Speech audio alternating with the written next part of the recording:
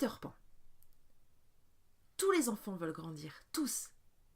Il y a pourtant un garçon qui ne l'a jamais accepté. Jamais. C'est Peter Pan. La petite Wendy et ses deux jeunes frères, Jean et Michel, le connaissaient bien. Ils venaient souvent la nuit leur parler du pays imaginaire. Quand ils les entendaient jouer à Peter Pan, leur papa, M. Darling, les grondait toujours. « Qu'est-ce que c'est que ces histoires à dormir debout ? Vous feriez mieux d'apprendre vos leçons !» Leur maman, elle, les écoutait avec plus d'indulgence, mais elle s'étonnait tout de même que ce Peter revienne aussi souvent dans leur imagination. Plusieurs fois, la petite Wendy avait dit en se réveillant « Il est encore venu jusqu'à notre chambre cette nuit, et quel bon moment nous avons passé !» Si quelqu'un avait dit à M. et Mme Darling que Peter Pan existait réellement et qu'il venait rendre visite à leurs enfants, est-ce qu'ils l'auraient cru ? Un soir, les parents des 3 petits furent invités à une réception. Ils vinrent les embrasser tendrement dans leur lit, puis s'en allèrent. À peine furent-ils partis que dans le ciel, une petite étoile se mit à clignoter, comme pour dire « Ça y est, Peter, tu peux y aller !» Et Peter Pan vola jusqu'à la chambre des 3 enfants qui l'attendaient. Comme d'habitude, il leur parla de son pays et de ses nombreuses aventures, mais cette fois il vit dans leurs yeux tant d'émerveillement qu'il proposa « Mais pourquoi ne venez-vous pas avec moi ? Là-bas on ne dort jamais, il y a des pirates, il y a des fées. Mais à propos, où est Clochette ? Oh, j'ai dû l'enfermer hier sans le faire exprès dans un tiroir. Mais lequel ? Écoutons bien, nous devrions l'entendre. » Et en effet, dans le silence retentit le son d'une clochette. Peter ouvrit le tiroir d'où venait le gling-gling, et une toute petite fée volta comme un papillon à travers la chambre. Elle ne semblait pas de très bonne humeur. « Eh bien, Clochette, tu en fais une tête. Je voudrais t'y voir, toi, tout un jour dans un tiroir. »« Pardonne-moi, fit Peter en lui caressant l'aile avec le bout des doigts. Puis il s'adressa aux enfants. « Alors, vous venez avec nous au pays imaginaire ?» Les petits en brûlaient d'envie, mais Wendy, tout à fait désolée, soupira. « Comment veux-tu ? Nous ne pouvons pas voler. »« Qui peut rêver, peut voler. Essayez !» lança Peter en s'élevant déjà dans les airs avec Clochette.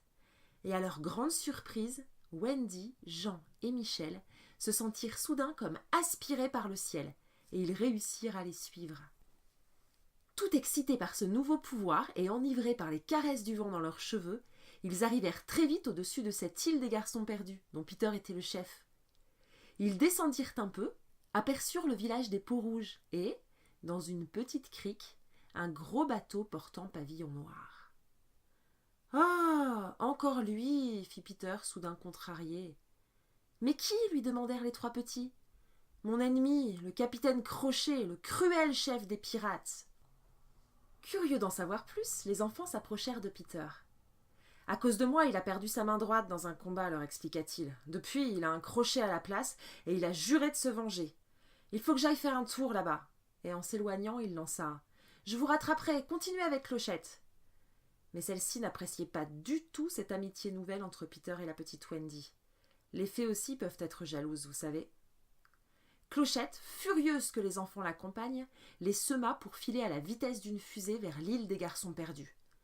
À peine fut-elle posée qu'elle cria « Peter a ordonné que vous chassiez la petite fille qui vole en chemise de nuit. Allez vite, la voilà !» La pauvre Wendy apparut en effet au-dessus de leur tête. Alors les garçons attrapèrent leur fronde et pan ! Lui lancèrent des noix de coco. La fillette serait sûrement tombée si Peter n'était revenu à temps. « Ça ne va pas, non ? Qu'est-ce qui vous prend ?»« Mais c'est Clochette qui nous a dit de le faire !» s'écrièrent-ils. « Clochette ? Tiens, tiens, fit le jeune homme avec un air malicieux. Puis il ajouta « Comment peux-tu être aussi méchante ?» Alors la fée, rouge de honte, préféra s'en aller.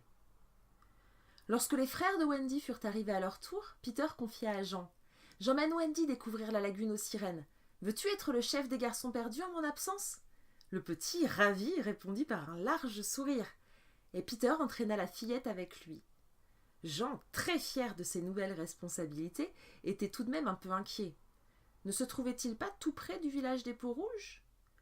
Malgré tout, il décida de partir en exploration. Il marchait en tête de la troupe et le petit Michel suivait derrière.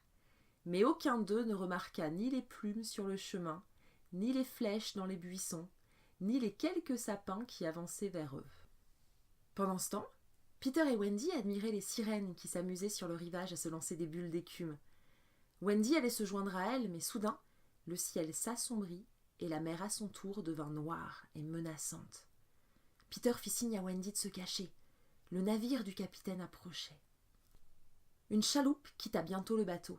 À son bord, il y avait un pirate à la mine effrayante, et Lys Tigray, la fille du chef des Peaux-Rouges, à qui on avait lié les mains et les pieds.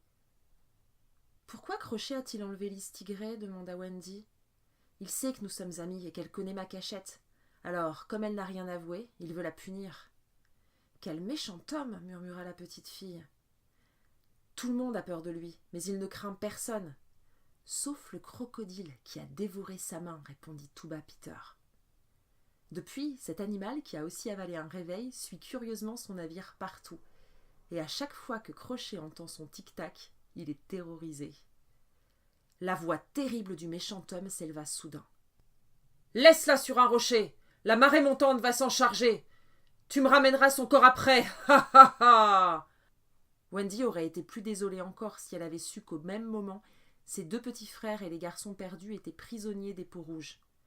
Leur chef les croyait coupables de l'enlèvement de Lys Tigray et les avait déjà attachés au poteau de torture. « Si ma fille n'est pas délivrée avant ce soir, vous mourrez » hurla-t-il. Les éclairs dans ses yeux de braise étaient foudroyants. Peter ignorait que ses amis étaient en danger. Il ne pensait qu'à sauver Lys Tigray. Alors, il eut l'idée d'imiter la voix du capitaine. « Libérez Lys Tigray! Détachez-la tout de suite !» Le pirate, un peu surpris, la délivra et retourna sur le bateau. « Déjà » lui dit son capitaine, étonné de le voir si vite revenu. « Qu'as-tu fait de la prisonnière ?»« Mais j'ai obéi à vos ordres, je l'ai détachée. »« Mes ordres ? Qui a osé prendre ma voix ? Qui ? Celui qui a osé va me le payer !» rugit-il en brandissant son crochet. Et dans le ciel, un éclat de rire lui répondit. C'était Peter Pan qui s'envolait avec Lys Tigray et Wendy. Après avoir libéré les enfants, les Peaux-Rouges firent une grande fête pour célébrer le retour de Lys Tigray. Puis, Peter et les garçons perdus emmenèrent Wendy et ses frères dans leur maison sous les arbres. La petite fille chanta les berceuses que sa mère lui avait apprises et donna ainsi à tous l'envie de connaître un monde avec de vraies mamans. « Menez donc avec nous, nos parents seront ravis de vous connaître, fit-elle simplement. « Allez-y si vous voulez, dit alors Peter aux garçons perdus. Mais si vous grandissez, vous ne pourrez jamais revenir ici. Jamais. Moi, je préfère rester comme je suis, un enfant, pour continuer de rêver. » Wendy et ses frères, de plus en plus impatients de retrouver leurs parents, décidèrent de repartir avec les garçons perdus, mais sans Peter. Wendy resta encore un moment seule avec lui pour lui dire adieu. Lorsqu'à son tour elle sortit de la maison, quelle stupeur! Les pirates avaient enlevé les enfants. Ils l'attrapèrent elle aussi pour l'emmener de force sur le navire du redoutable capitaine. Crochet, certain que Peter allait accourir pour délivrer ses amis, attendait en ricanant qu'il vienne de lui-même jusqu'à son bateau. Le jeune garçon, qui s'était endormi, fut réveillé par des frôlements d'ailes. C'était Clochette. « Vite, vite, vite, Peter, viens vite! Il faut les sauver !» En volant vers le navire, elle lui raconta ce qu'elle avait vu. Peter atterrit sur le pont juste devant le capitaine. « Défends-toi, canaille !» lui cria-t-il en sortant son épée.